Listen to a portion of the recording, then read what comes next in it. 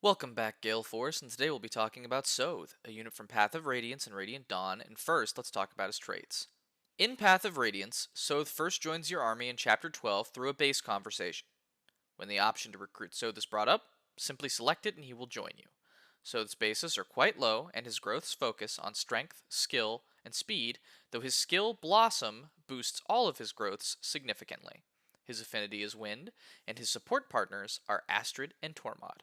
Sothe not only joins after Volk, but with weaker bases too.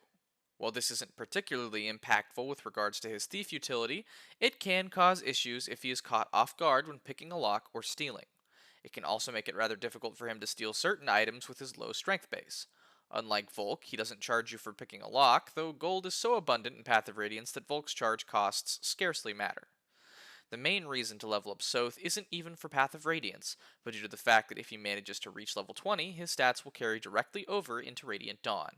This is usually better for Sothe, thanks to his skill Blossom, but even this is risky, as if he gets stats screwed, he will end up with worse bases in the sequel.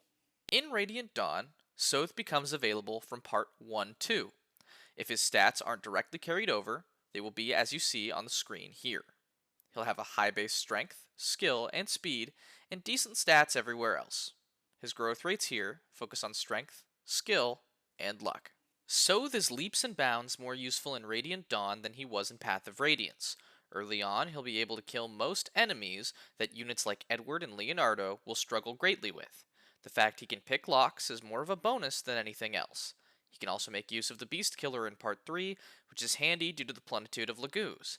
After this point, though, his usefulness begins to taper off thanks to his low strength cap before reaching Part 4, where he will be forcefully promoted into a Whisper. However, he remains a subpar unit at this point and lacks the potency he once had. Nonetheless, his early contributions are a necessity for the Dawn Brigade's survival, and as such, Sothe is considered indispensable for many of the hardest parts of the game. In conclusion, Sothe is practically non-existent in Path of Radiance, but incredibly useful in Radiant Dawn. Thank you so much for watching. Please don't forget to like and subscribe, and click the bell if you'd like to get notified when I post a new video. A special thank you to patron 60 Sweep and Gorilla Danny for subscribing at the Paladin tier. I'd really appreciate it if you checked out the links in the description if you can, but otherwise, have a great rest of your day.